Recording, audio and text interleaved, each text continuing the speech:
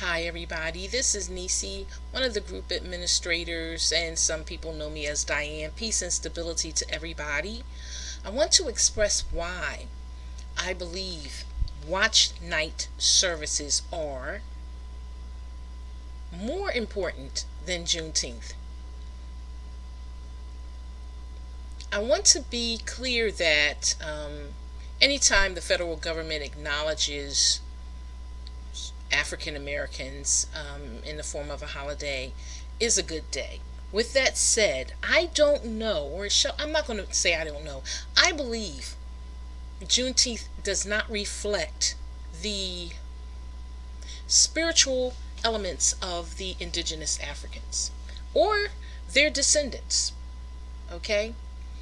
And I'm going to tell you why. Everything about the people who were brought here from Africa that lived in South was spiritual. Everything about these people was spiritual. Yes, there were secular elements. Yes, there were. But there are hardly any descendants of the Africans that came from Africa that did not go to church. There are very few. Most all of us spent most of our time in church. And the watch night services were never clearly explained to me. I knew I needed to be there at 12 on my knees at the altar. And then I started hearing some, talk about that this day had something to do with the enslaved Africans waiting to hear from Abraham Lincoln. That was in the rumor mill. And so it took on a different meaning for me, but it wasn't pushed. It wasn't stressed. It wasn't spoken across the pulpit. I didn't hear that coming across the pulpit. But I did hear it. And it was never really a part of that whole service, but it was important. We knew it was important. And so I started looking into it. Once I noticed the Bible did mention prayer services at midnight, and I said, okay, when I saw that, I was like, okay, I can understand the midnight prayer. But why is it at New Year's? Oh, because we're grateful for the New Year's. That's just how I put it together. All the other things I thought I put in the back of my mind. So here comes Juneteenth. And I am a stickler for the Gospels. For a lot of things that Jesus said, I have really, really honed in on them and studied them. And one of the things that Jesus would say over and over again, for those of you who believe in Jesus, for those of you who don't and are listening, just hold on.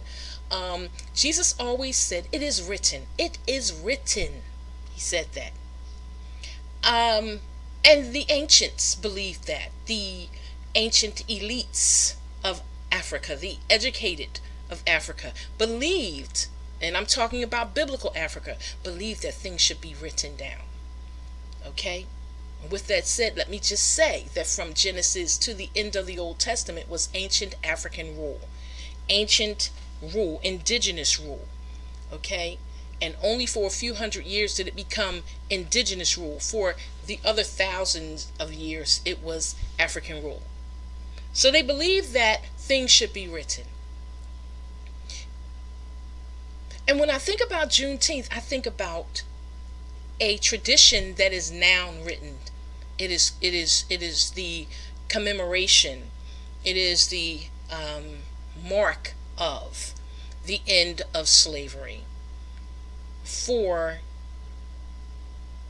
Africans in America, because it was the last group of people who were notified that they were free. But December 31st and January 1st of 1863 is just as important, because it is when the first Africans were free. Not all Africans, but the first group of Africans, and those Africans were in states that were fighting against or pushing back against the government of the United States of America. And Abraham Lincoln wrote a decree and said, you are free.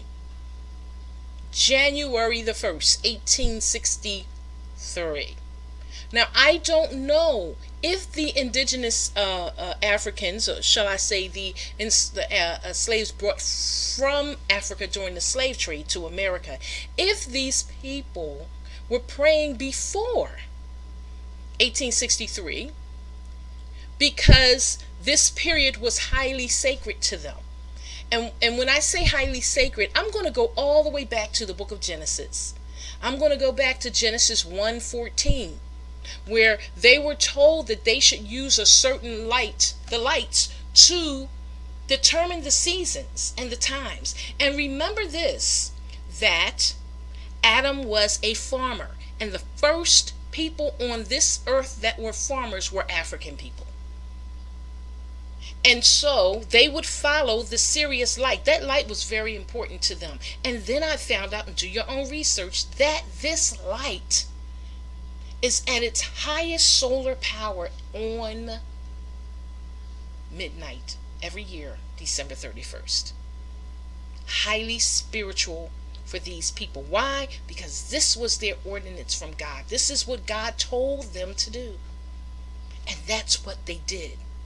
And it's obvious that they kept this same thing going on for hundreds, possibly thousands of years.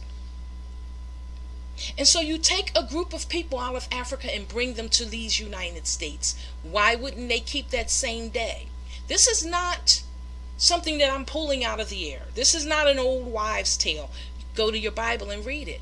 Go to the history books, to NASA, to books about space, and read up on the Sirius star.